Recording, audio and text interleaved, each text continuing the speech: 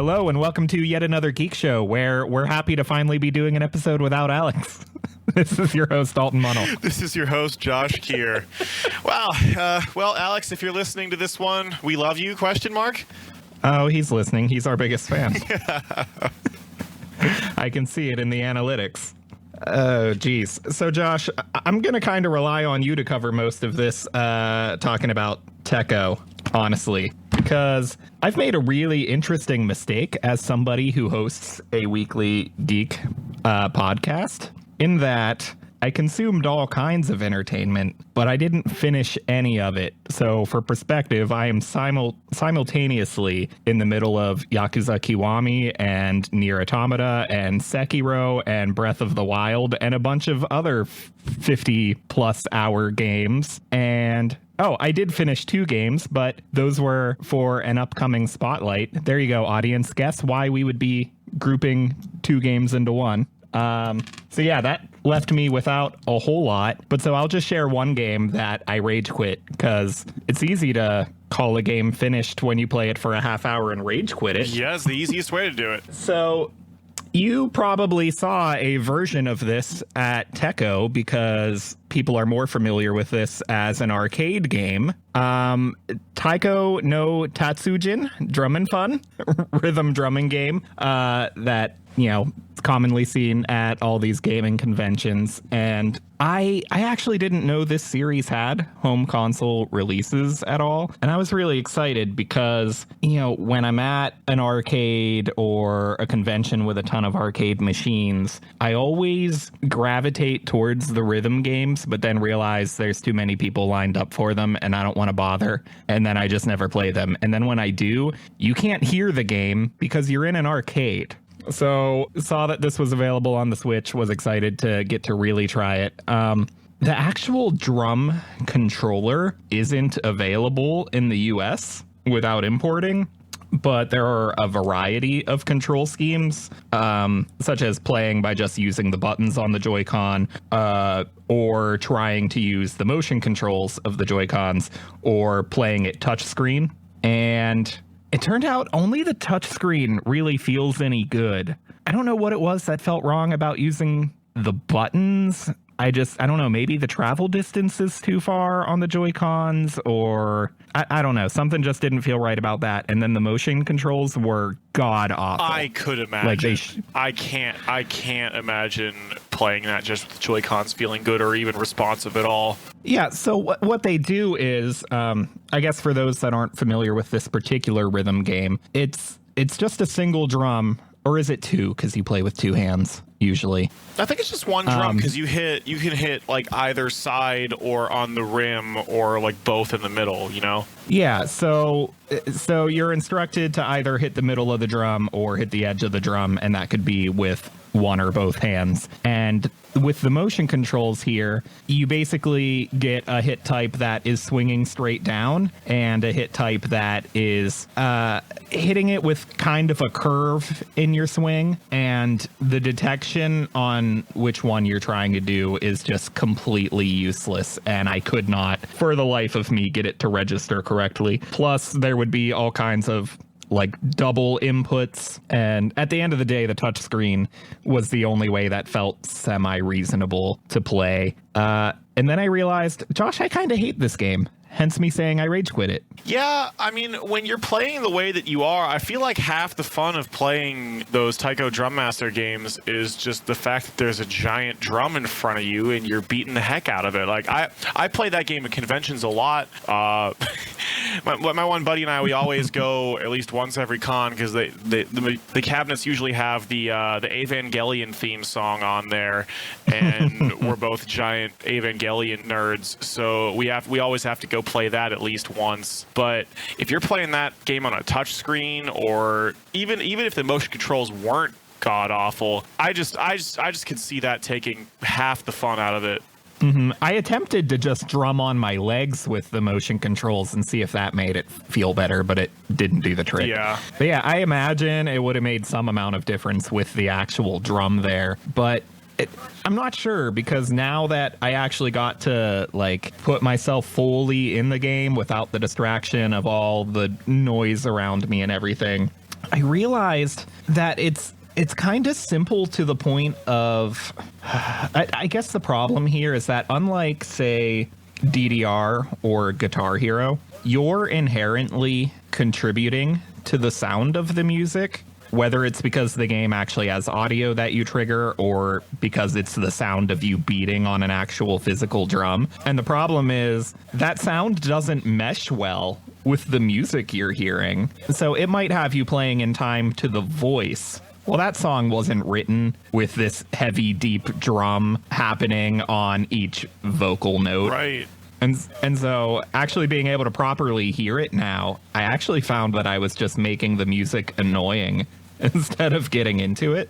And then I tried to play on higher difficulties because it is a pretty simple, straightforward game. You know, it's hit this part of the drum or hit that part of the drum. And like another like big problem I ran into is that in most rhythm games, it's easier to detect the duration between the notes. But in here, they're syncopating the rhythms. They're not consistently on beat, and yet the markers on the track that help you follow the rhythm visually, they happen once on each bar, which is way too far apart for you to actually use them as guidelines. So, you know, in most games, you might get a bunch of eighth notes in a row, and you can tell it's a consistent dun dun dun dun dun dun. But here, you can end up with like dotted, you know, quarter notes. It's going to last a beat and a half, but I can't really tell it's a beat and a half because you didn't put a visual indicator of where the beats are. And so, you know, playing past easy, I just actually couldn't read the rhythms coming at me because there wasn't enough visual help. So, yeah, unfortunately, I just totally hated the game. I will say the music choice is pretty decent. And if you're interested in the DLC, there's like DLC to add Disney songs or stuff from Ghibli movies. And there's a bunch of like music pulled from other video games. There's Pokemon and Mario stuff. And so that's pretty cool. And I do really like the visual style of the game. And I don't know, maybe having the real drum would make a difference, but yeah, see, a lot of those things you just said actually sound pretty cool, except for the fact that if I can't play it on a big old drum, what's the point? It's like saying you can play Guitar Hero with I don't know, with just like the regular buttons on your controller. Something gets lost in translation if you're not holding a giant guitar. It's part of the mental stage that the game is setting for you when you're playing along with this music. Absolutely. But although something is lost, I do think that Guitar Hero is still fun with a controller. It's just a lot less so. Yeah, I started to say that and then realized that back in high school, I used to play this web-based DDR clone called Flash Revolution. Flash Revolution, my man. Yes. I played the shit out of that game back in high school. Yeah, and it was definitely I got way still better fun at that one than I ever did at DDR. You don't have to work out to get good at that one. Yeah, that's true.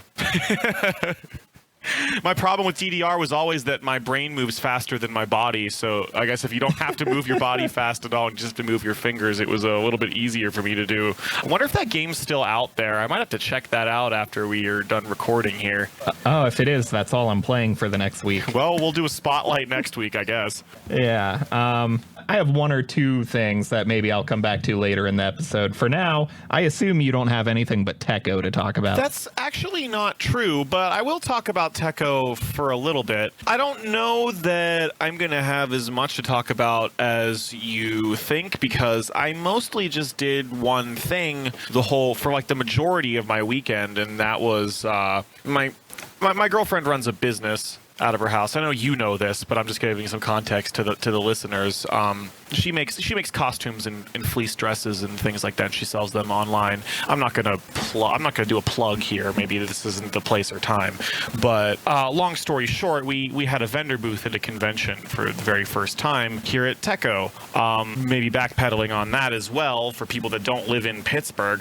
TekkoCon is Pittsburgh's sort of yearly like anime / Japanese culture convention. You know, a lot of cities have this every year. There's like Otakon, which was until recently in Baltimore, and now it's somewhere else. It's like Dragon Con, MagFest, of course, every January in DC, and Tekko is Pittsburgh's, I guess, kind of premier convention event of the year. So going back to what I was doing, yeah, we had. I guess we'll find out. First time. I guess we'll find out in the future if she's okay with or wants to be plugged in this show, but I'll just say congratulations. It seems like it went really well. It did, yeah. So we weren't really sure what to expect, as it was, I say we, but I mean, she made 99% of the decisions involved with this whole thing, and I just kind of sat at the booth when she wanted to get food. You were there to look pretty. Sure, yeah. Maybe I was a booth babe. I could put that on my resume. Absolutely. I'd believe it. No, but we came in with a decent amount of product, and we sold out of it all by, it's a 3-day convention, Friday, Saturday, Sunday, and by like 2/3 of the way through Saturday, we were basically sold out, and that was with Kyla taking a break on Sunday or Saturday at the booth, and I manned the booth for like 3 hours when she went home to sew and make more product to come back and sell. Whoa. She came back and everything she made, we sold in half an hour. So we were actually kind of blown away by how successful everything was. Wow, so next time we go to MagFest, she's going to end up going with some materials. So we're probably not going to vend at MagFest. We've been talking about maybe vending at other conventions, but also not maybe not ones where we wanted to go anyway to like do things or see friends, because I did not realize how much work this was going to be. And maybe that sounds stupid, but you know, because you're selling things. But you know, there was not a lot of downtime. Pretty much all day Friday, all day Saturday, we were usually at the booth together, or one of us would go off and get some food or like a drink, or you know, go walk around, stretch their legs for a little bit while the other one watched the booth. So you know, you kind of have to be, you got to be in the dealer's room, you got to be talking to people. We handed out like over 300 business cards over the weekend. It's insane.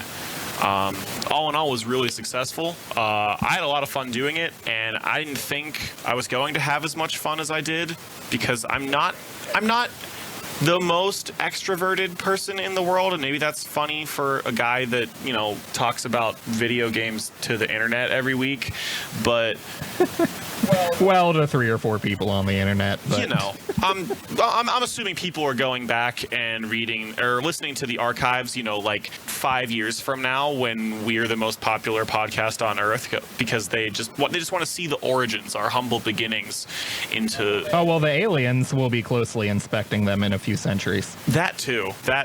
Once we hit those Library of Congress archives, we'll know we've made it.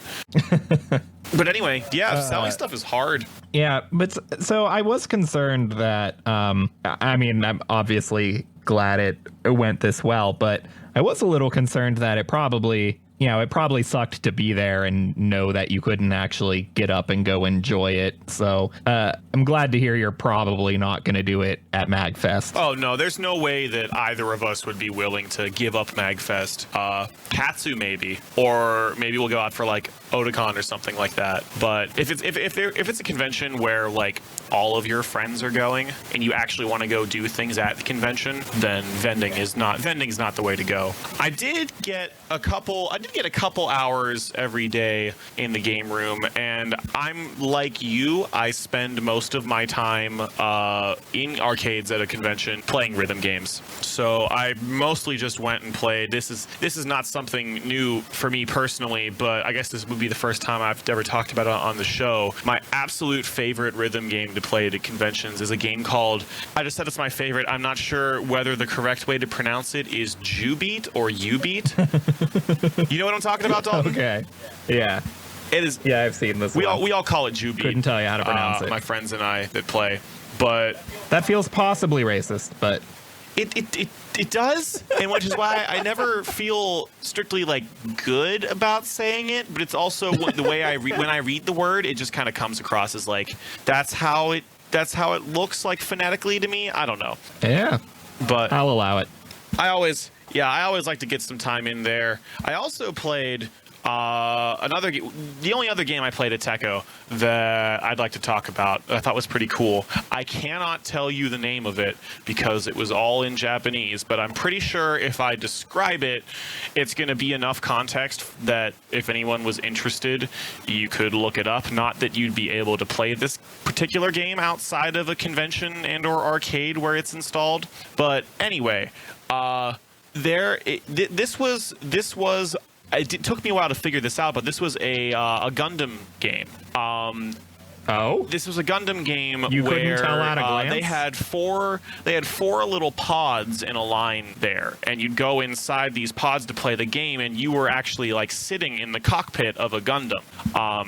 And you Wait a minute, are these pods at MagFest? So it's actually, I've played that game at MagFest a lot. I don't remember if it's called like BattleTech or something like that. It's very similar, but this was a version of that game that was Gundam themed, and I didn't really notice that until I was standing in line to play and watching like a live feed of the game being played outside of the pods, and I realized that half of the robots that were walking around were like Zaku's.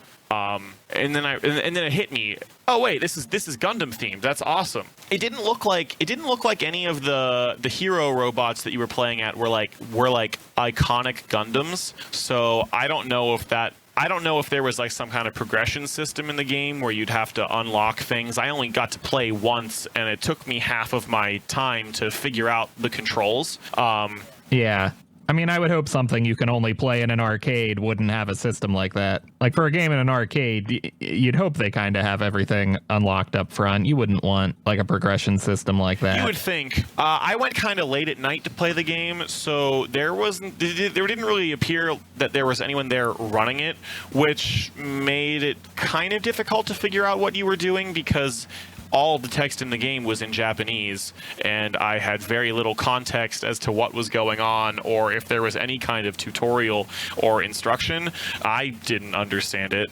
That being said, I pretty quickly figured out, how to go forward and back and turn your robot, and that the right trigger was shooting your gun, and the left trigger was switching to your laser sword and slashing with that, and it just kind of looks like your pretty typical like mech deathmatch game, kind of like the one at MagFest, but where that one was a little bit more, I want to say, realistic in terms of you could like damage particular parts of the enemy robot, or you had to like balance ammunition and like cooldown rate on your rockets and everything else.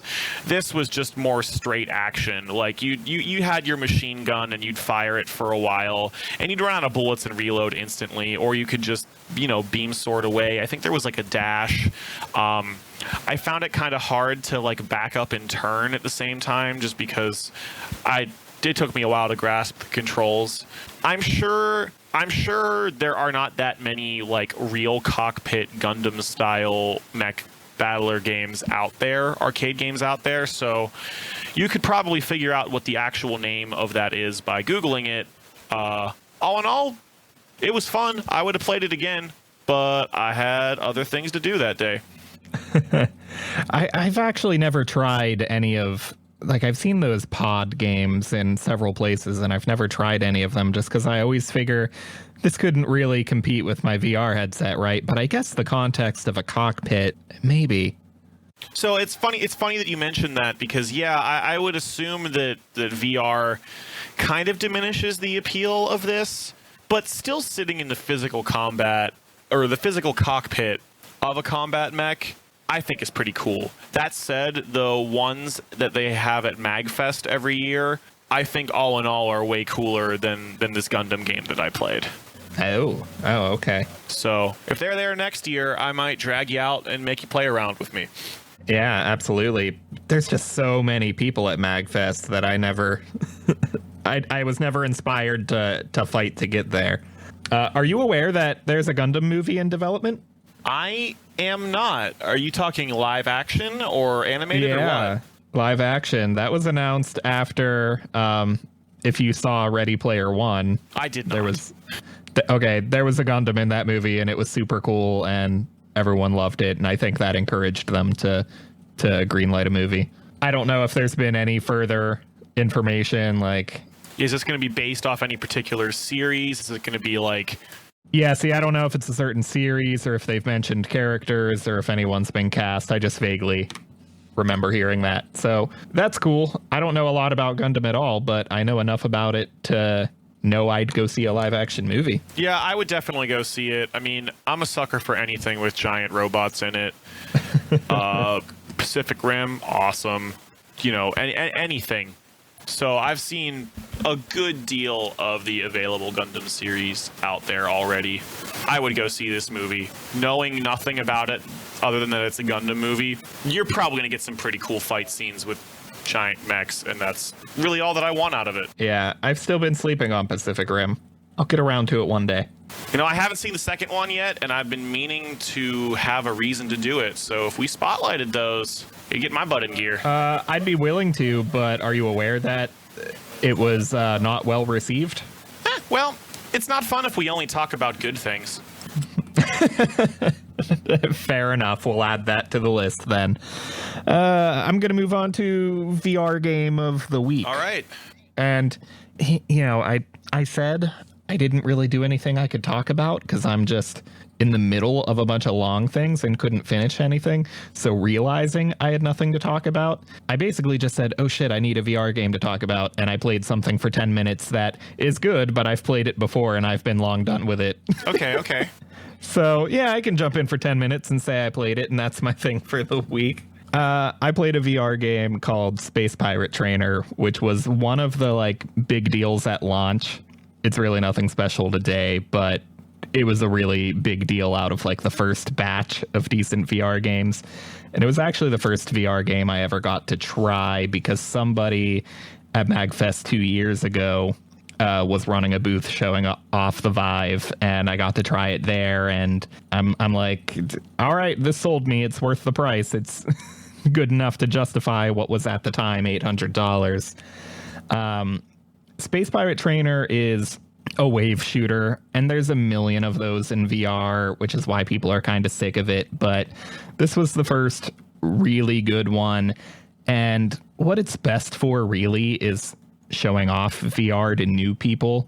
It's not something a lot of people are going to stick with because ultimately it's an arcade game. Like there's no progression, there's no navigating a world, there's no unlocking things. It's just press start and enjoy the waves of enemies. But it's well polished. It looks really nice, has really good audio. Mechanics feel really good. It encourages you to play with your body. And when I throw people, Josh, you didn't get to try this, did you? No, I haven't played this game before. Okay, so when you throw new people into this, or VR in general, they don't immediately want to move with their bodies. They like don't trust that you can do it. It's just not something you're used to being able to do with a video game. And then they get shot, and I'm like, you have to move. And then they just kind of slightly sidestep, and I'm like, no, you have to really move, dodge the thing. And it, you know, there is unfortunately a wire for most people, so there is that. But the enemies are all front facing, so the wire's not as big a deal as you would think because you don't have to turn. You know, it just feels badass. Like you're in an awesome sci-fi environment, hearing awesome sci-fi music, and it's just these little space robots flying in the air and coming at you. And whenever they're about to make a hit, everything goes into Matrix mode and slows down so that you have the time to actively dodge it with your whole body. And you can dual wield weapons, and so it feels nice to switch between like firing away with both hands to holding a shield with one of those hands to, I mean, there's even a grappling hook, and you can use that to grab an enemy and pull them towards you and shoot, or you can grab them with two grappling hooks and just slam them into the ground or into each other. And it's a lot of fun, but it's just, you know, there's not a lot there. And they improved it a lot after early access, like added new enemy types and new abilities, power-ups, I guess, boss fights that I'm not really good enough to get through anyway. And so it's a like I guess this game's a recommend, but on a deep sale, because you're not going to have a lot of fun with it. You're not going to play it for hours and hours. I've had it for almost 2 years, and I think Steam says I have 5 hours of playtime in it, but at least 3 hours of it are showing it to other people, because that's what it's really best for. Yeah, I mean, it sounds fun. Sounds like the kind of game that the next time I come see you, I mean, I'd be like, hey, Dalton, let me play that Space Pirate game. But I could definitely see how a game of that style, there's not a lot of longevity there. Like, you play a few rounds and you've kind of seen all there is to see. Yeah, and because of that longevity, this might be one of the only things ever where it is simultaneously a strong recommend, every VR gamer should have it, but also an on a deep sale recommend. Right. Once you're at a point where it's kind of cost effective to purchase it for the the amount the quantity of fun you're getting out of it, then it makes sense. Yeah, and I mean, unfortunately with VR, it's just even now after the Rift and the Vive have been out for 3 years or almost 3 years, it's still unfortunately at a point where the software is never cost effective, really. I shouldn't say never. Of course, there's exceptions. I probably have 50 hours in Beat Saber and I spent $15 on it and I'm not nearly done with it. So with exceptions, you're generally going to be disappointed with the bang for your buck, unfortunately.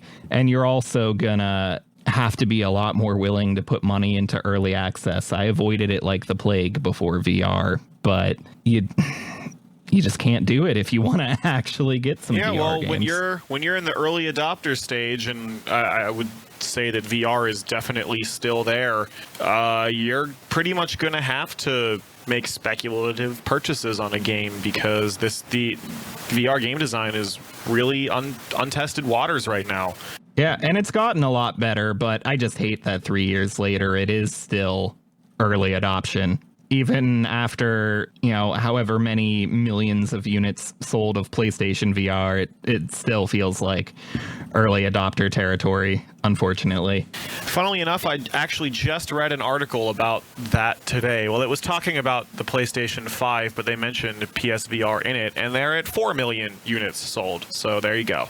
Wow. Yeah. So it's enough that I think VR is here to stay. It's not going to go away and it's not going to become less successful than it is right now. But it's just taking longer than I had hoped to become truly widespread. Yeah. I mean, unfortunately, the hardware is just so cost prohibitive that I feel like it really just limits the amount of mainstream success that VR can have right now, because you can't really buy in unless you really know that you want to buy in.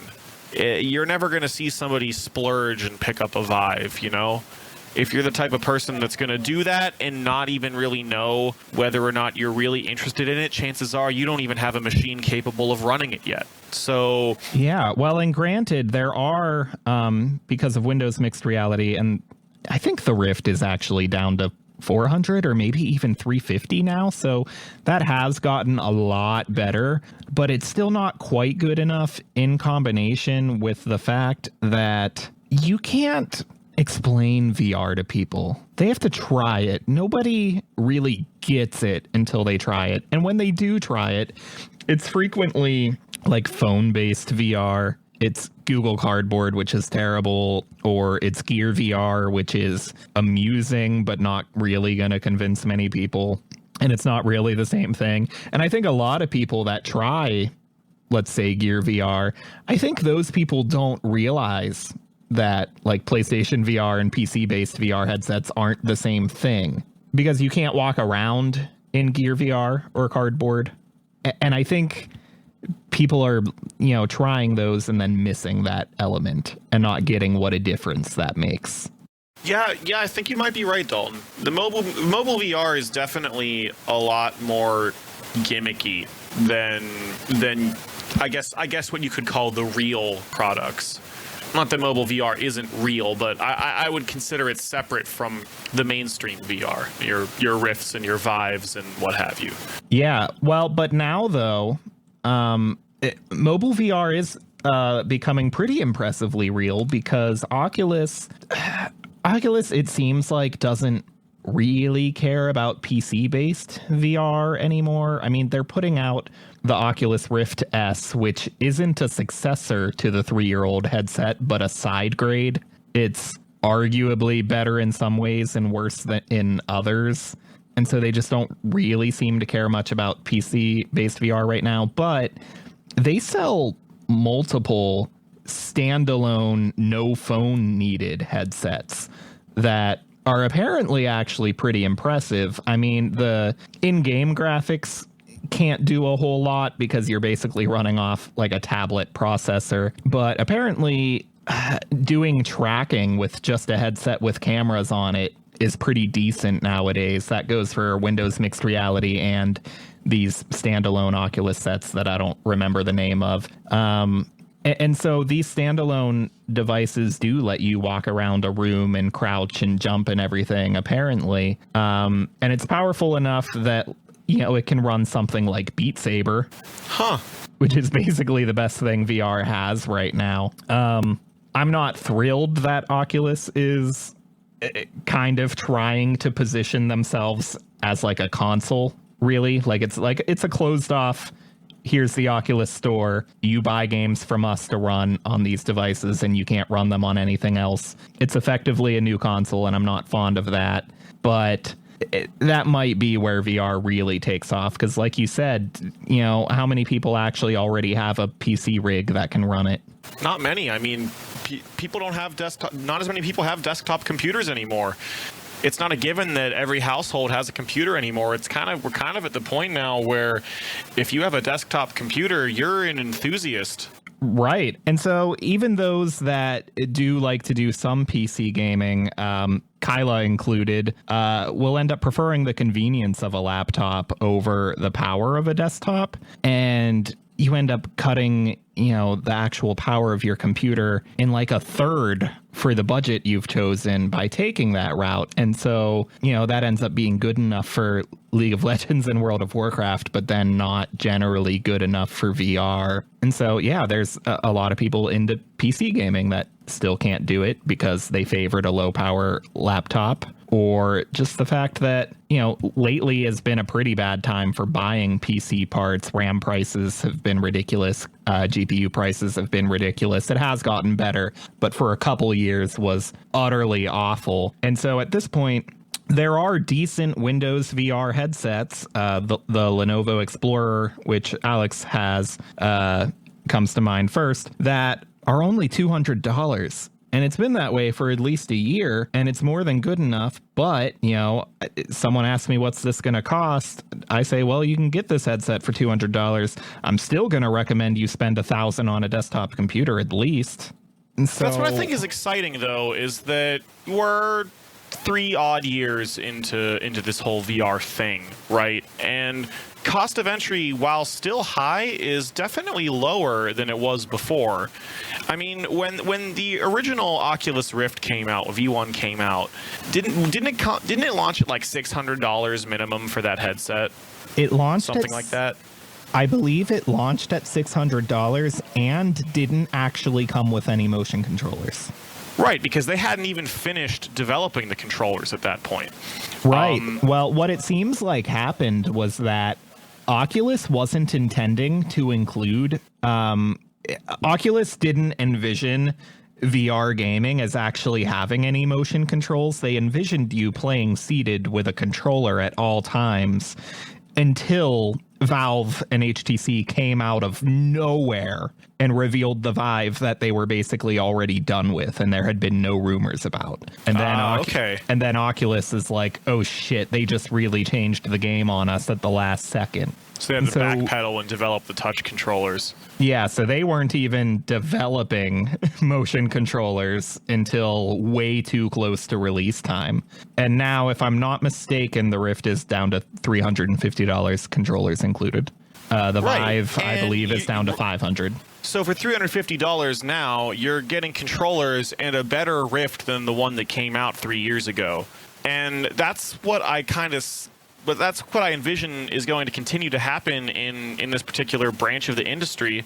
You know, well, there's unfortunately not a better Rift than then, because like I said, the Rift S is out now, but it's a side grade. What I mean by that is it's changed to what people have been calling an inside-out tracking system, where it strictly relies on cameras in the headset. And some people really like that because it's super convenient not having to put any kind of cameras or what Valve calls lighthouses up in the room. It's just way easier setup, and people really like that. But it's inferior tracking to the alternatives. And I think it might have had a resolution upgrade. I'm not sure about that, but it's using the same lenses. They lowered the refresh rate a bit, and it doesn't have an IPD adjustment that's interpupil distance or interpupillary, whatever, the distance between your eyes. That can't be adjusted in this new model. So, like, my IPD is probably too big to use it. And so, yeah, it's a side grade. It's not even a better Riff. Vive did put out the Vive Pro, but it's so expensive and overpriced, it's stupid. And I would laugh at anybody that bought one, unless they're just far too wealthy to care. I like that they're willing to take experimental steps with this technology right now, though. I guess I'm more specifically talking about the Oculus S, where, like, you're going to lose some things by going with internal tracking, but somewhere out there is going to be a crossroads between, I guess, convenience and power that is going to let some VR headset break through and find mainstream success. And the one that ends up becoming popular might not be, and probably won't, strictly speaking, be the one that is the most technically impressive and has the most, like, robust features for people that are really hardcore into the technology. It's going to be the one that's easiest to use while still providing a good enough experience that you might be able to look past some of the bugs on the windshield, so to speak.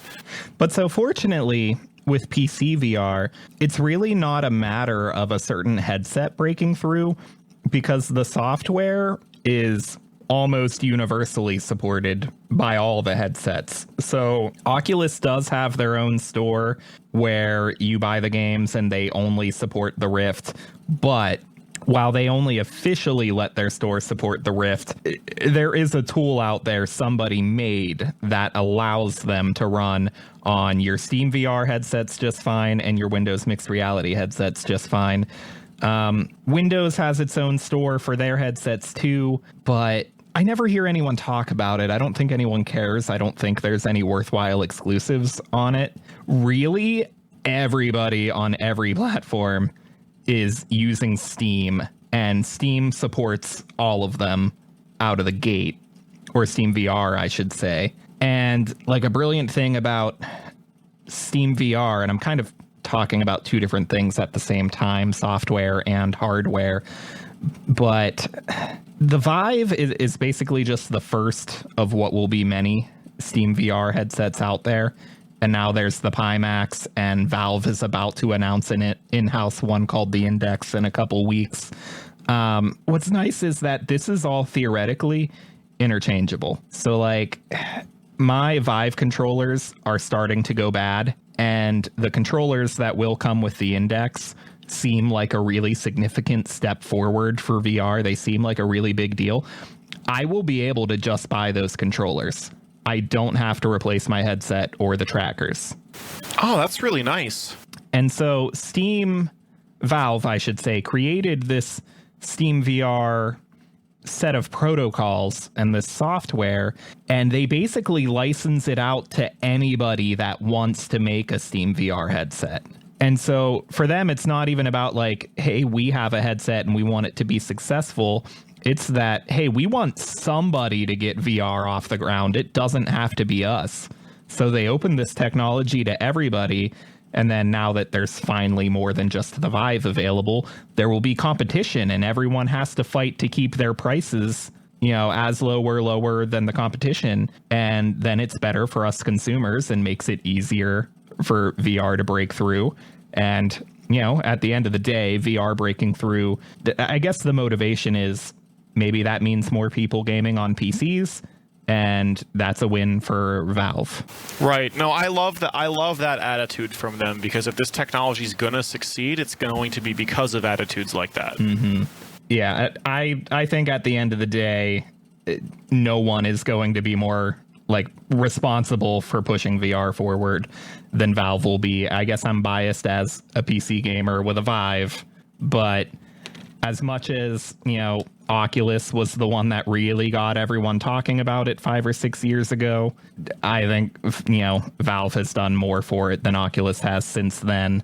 And, you know, consoles will probably, as of the PS5, be decent at VR, but I think PC will always be the best place to go for that experience. So are we going to hear you VR spotlight any Nintendo Labo VR anytime soon? If somebody goes ahead and makes a cheaper third-party peripheral. Because that thing is way more... I'm not going to lie, I thought it was a complete joke until I saw that they actually put in VR support for Breath of the Wild, and now I just have to experience that. I don't even necessarily expect it to be good, but I just want to try it. Oh, it won't be good, but it'll be fun for a minute. Yeah. So if I could have fun for a minute and have it cost me less than like $50 or whatever they're selling that for, that would be pretty sweet. Okay, for comparison, PlayStation VR has double the pixels that are on a Switch screen, and, you know, high refresh rates are considered necessary to not make you sick in VR. So it's double the pixels. It runs at 90 hertz, or if a game can't run that fast, it'll run at 60 frames and then be interpolated to display at 120. So kind of a fake 120 or a real 90. Breath of the Wild is 30 frames a second. So we're talking half the pixels and a third or a quarter of the frame rate, depending on what we're talking about. So, yeah, I'm not expecting a good experience, but I'm expecting it to be fun for a few minutes, I guess. Oh, Lord, this kit's $80. I just looked it up. Yeah, exactly. So if someone goes and makes me... I'm sure it's fun, but I doubt it's $80 fun. Yeah, if someone makes me a $15 knockoff, I'll try it. That's pretty much where I'm at on this, too. And I hope that... I hope Nintendo has some kind of plan in place to take VR more seriously, but they probably don't, because their game plan has always been to keep our shit as cheap as possible. Yeah. Well, yeah. It's that kind of being their own innovators, not following what others are doing, but it's also keep our shit as cheap as possible. And you can't really aim for that and good VR at the same time. So what do you do? This is clearly just Nintendo's plan to open up Virtual Boy, Virtual Console, and resell all of those games, because they've never had the chance or technology to do that before. You know what? I have a Virtual Boy emulator on my computer, and I've heard you can make it work in a headset. There was no I don't know. I can't imagine why you would want to. Yeah, I mean, there was no motion tracking on the Virtual Boy, but you could at least see the 3D picture that way. So I'm at least that curious. Man, I accidentally made this whole episode about VR. Yeah, well, I've got some non-VR stuff, unless we want to just call this a VR spotlight and call it a day. No, go ahead. All right, so, we got to start gearing up got to start preparing for Endgames coming out in, next month. Next week. I set out to start It's next week, Josh. Next week? Well, shit. Shows you the rock I've been living under. I started to catch up on the MCU movies that I haven't seen between Infinity War and now. So a couple nights ago, I actually watched Ant-Man and the Wasp for the first time. Nice. So, or not nice. No, I ended up enjoying it. Okay. The original Ant-Man, when it came out, really took me by surprise, because I went into it going, Ant-Man's a stupid hero. I mean, okay, let me preface this by saying that I don't really read comics. So I was not familiar with like the character at all or any of the stories surrounding him, as I am unfamiliar with most comic book characters and the stories pertaining to them. I have a comic book sitting next to me right now I'm about to talk about. I heard his name's Ant-Man, he can get tiny, and I thought, That's dumb. He can crawl up Thanos' butthole. Then I saw that Paul Rudd was going to be in it, and I was like, "Ain't no way that Brian Fantana is a superhero." So when that happened, like, even as somebody who, like, at that time I was deep in comic books, I was subscribed to a digital service Marvel has, and I would spend hours every day in my comic books. And so I was excited, and still am, for anything Marvel announces, even if it's not one of my favorite characters. They're all good enough to make a decent movie.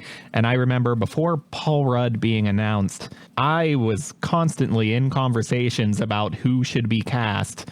And I know I had 2 or 3 select favorites. And today I could not tell you who they were because they said Paul Rudd. And I'm like, fine, you win.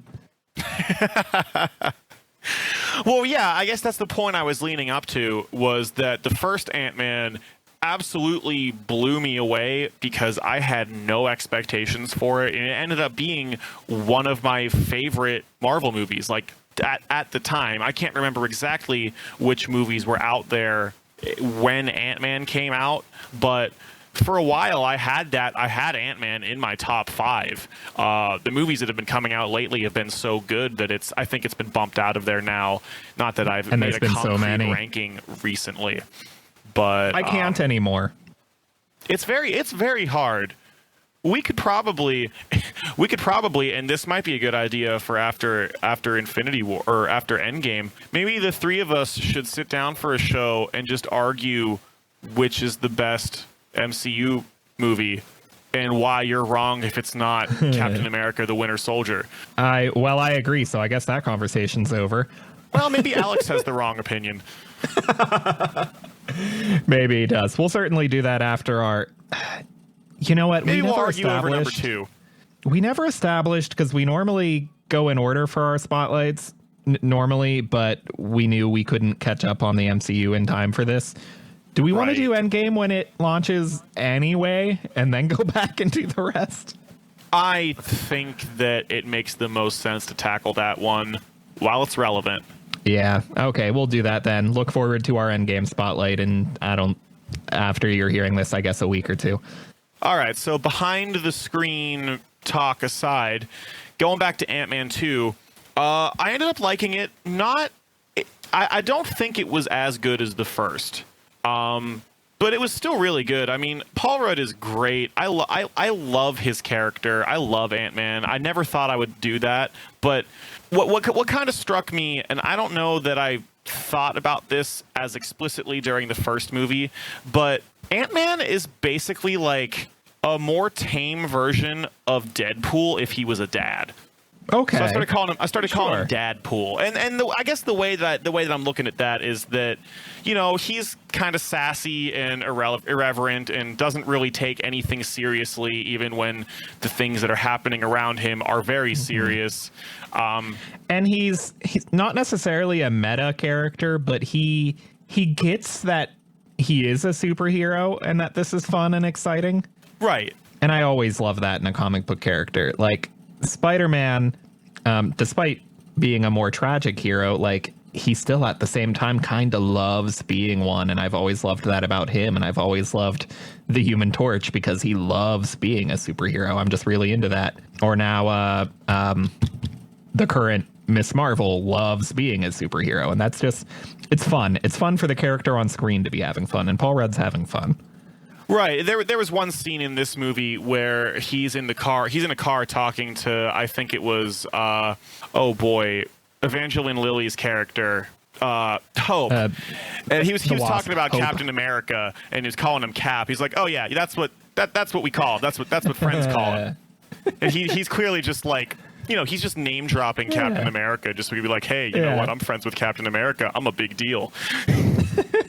And I really like that about it. And I also really like, this is not something that I think Ant-Man and the Wasp started doing. I don't know exactly when Marvel movies started doing this, but it's something that I really love about recent Marvel movies that I don't think I've had the opportunity to talk about so far.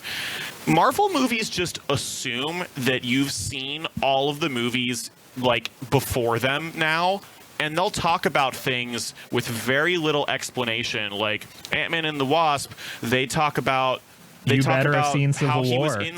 How Ant-Man was in Civil War, and like all the things that happened there without even a passing attempt at explanation. They'll be like, oh yeah, you were in Germany with Captain America, and if you've seen Civil War, obviously you know what happened there. But if you, for some weird reason, had only seen Ant-Man 1 and then went to see Ant-Man 2, you'd have no idea what that meant. You'd have no idea what was going on. But Marvel movies have gotten to the point where they're just like, you know what? Everybody goes to see our movies. Everybody, you've seen all of them. You know what's happening. We're not going to waste your time explaining things you've already seen. We're just going to get to the movie. Yeah, it is a ballsy move and a good one. I remember seeing or reading that Michael Douglas, if I'm recalling correctly, I think it was Michael Douglas, hadn't seen or maybe didn't even know about Civil War and just like saw the script for this movie and is like, what is happening? Yeah, and it's very easy to get lost in the weeds now, I guess, if you skip a movie here or there. But I guess when you've become such an entertainment juggernaut as the Marvel Cinematic Universe has, you're afforded the ability to assume that people are keeping up to date with your content. And I swear that's a very unique position that most content creators in the world, I'm sure, would kill to be in. Yeah, absolutely. So did you make it to Captain Marvel? I have not yet, so I need to get that in before next week. I'm not even sure if it's in theaters anymore. All right, so speaking of Marvel and superheroes, you know what? This feels weird. I'm jumping into the second volume here of the current run of The Amazing Spider-Man, and that feels weird because I read the first volume and talked about it on the show, but that was in episode 0, so you guys don't know that, and that's unofficial. So I'm just going to talk about every Spider-Man comic for the rest of my life on this show, but I skipped volume 1, for all you can tell. This is the point where if we had a Patreon, we could plug subscribe to our Patreon and you'll get the coveted episode 0 that nobody should listen to because it's dog shit. Find out why they didn't release episode 0. I don't know about you, Dalton, but I sure would love to pony up some money for that content. I would love to receive some money for that content. Plug. Yeah, so that volume was basically Spider-Man's main comic, The Amazing Spider-Man, has a new writer on it. Not that the writer's new, but he's new to being the head Spider-Man guy. First new guy in a long time, so it was Dan Slott for years and years and years, and people love him or hate him, or just think he's okay. Nick Spencer's awesome, and that's who's running it now, and Volume 1, called Back to Basics, was a really good jumping on point, as any Volume 1 normally is, and it just kind of gets Spider-Man back to a status quo where you don't really need to worry about what's been going on with him for the last 10 or 15 years anymore. You'll be fine from here. So a story element I don't think I mentioned in the episode 0. That doesn't matter because I guess I'm just talking to you, Josh, because you heard it. Yeah, and I already forgot about it anyway, so go ahead and refresh me as though I were the viewer that had also not listened to the show. Okay, well, important carryover plot point is that Peter Parker's roommate is now Spider-Man villain Boomerang. And Peter knows this. Boomerang does not. And the interesting kind of story gimmick here, the kind of fun thing that happens here, is that Boomerang takes not Spider-Man, but Peter into just this bar where all these supervillains hang out. And so 2 or 3 issues of this story arc is just Peter hanging out in a bar full of villains where everyone thinks, they all think he's a villain going by the name of the Liar. And he can convince them all that anything is true. And that's how Boomerang introduced him, because everyone's like, he's not even wearing a costume. And then it turned out they were having like a trivia night about Spider-Man trivia. And so they're like, what Herald of Galactus did, Spider-Man defeat single-handedly? And he's getting excited and into it, just declaring all his Spider-Man knowledge. And so he overhears some villains talking about this thieves guild that they just managed to steal all the weapons from like all the heroes, like any important item you can think of. Web Slinger's gone, Captain America's shield gone, somehow Mjolnir gone, and so forth. So Spider-Man's taking it upon himself to investigate this, and that brings Black Cat into the story. Basically Marvel's Catwoman.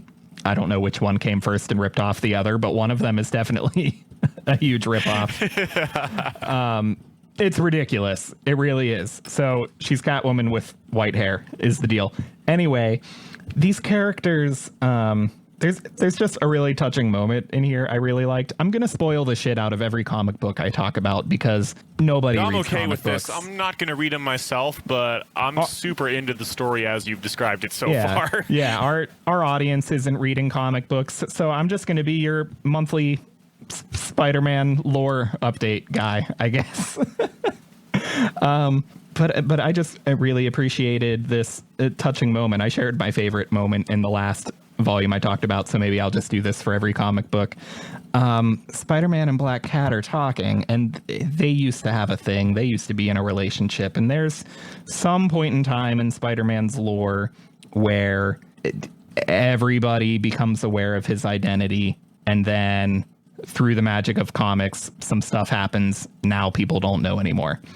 And I almost called her Catwoman. Black Cat, Felicia, is aware that she used to know his identity and is aware of this close personal relationship they used to have. And so she opens up to Spider-Man that it bothers her that she can't remember his name and his face. Like, that's really upsetting to her, even though she's not trying to have a thing now.